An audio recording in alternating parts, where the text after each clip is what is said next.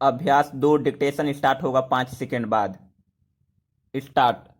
एक पत्रकार सम्मेलन में संवाददाताओं के प्रश्न का उत्तर देते हुए प्रधानमंत्री महोदया ने कहा कि इस देश को यदि आगे ले जाना है तो हमें पंचवर्षीय योजनाओं के द्वारा प्रगति करनी होगी।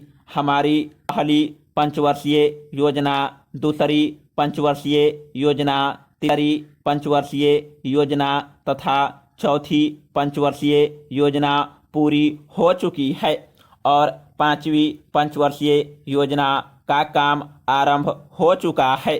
प्रथम पंचवर्षीय योजना एवं द्वितीय पंचवर्षीय योजनाओं के लक्ष्य प्राप्त कर लेने से हमारे देश में उद्योगों का जाल बिछाया जा सका।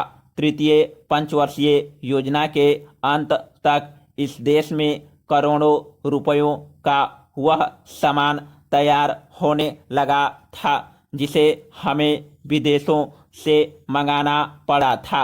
इसके साथ ही चतुर्थ पंचवर्षीय योजना के दौरान में देश की सुरक्षा के मामले में यह देश आत्मनिर्भरता प्राप्त कर सका।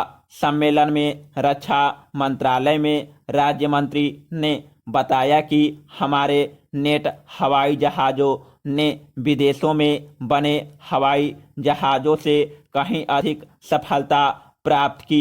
उन्होंने यह भी बताया कि वित्त मंत्रालय ने देश की सुरक्षा के लिए धन की कमी को प्रगति के मार्ग में आड़े नहीं आने दिया, जिसके फलस्वरूप हमारे रक्षा सामग्री के उत्पादन करने वाले कारखानों में अधिक उत्पादन हो सका।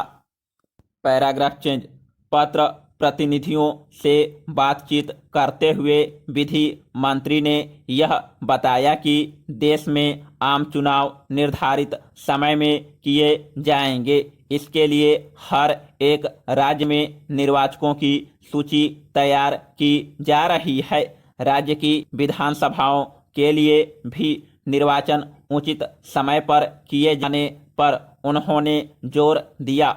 हमारे देश में निर्वाचक गण हर 10 वर्ष बाद बढ़ जाते हैं, इसलिए मतदाता सूचियों को अंतिम रूप दिया जाना जरूरी है।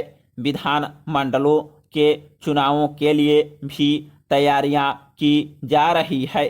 उन्होंने यह भी बताया कि देश के अनेक प्रांतों में संयुक्त विधायक दलों की सरकारें बनी, किंतु वे जनता की आकांक्षाओं की पूर्ति नहीं कर सकी।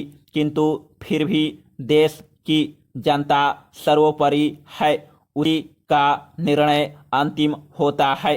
हमारे देश में निर्वाचन पद्धति जो भी बनाई गई है उसके अनुसार देश के आम चुनाव अथवा मध्य अवधि चुनावों के लिए प्रबंध करने का दायित्व मुख्य निर्वाचन आयुक्त का है, जो निर्वाचन आयोग का अध्यक्ष होता है।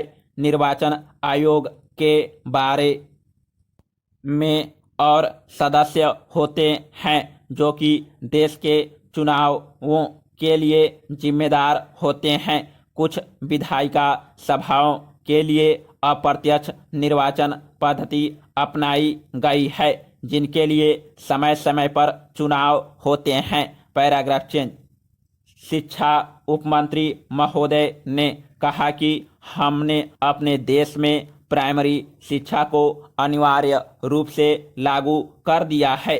अध्यापकों को निर्देश दिया गया है कि वे घर घर जाकर ऐसे बच्चों की सूची तैयार करें जो 5 वर्ष से अधिक उम्र के हों, गए हैं और शिक्षा प्राप्त नहीं कर रहे हैं।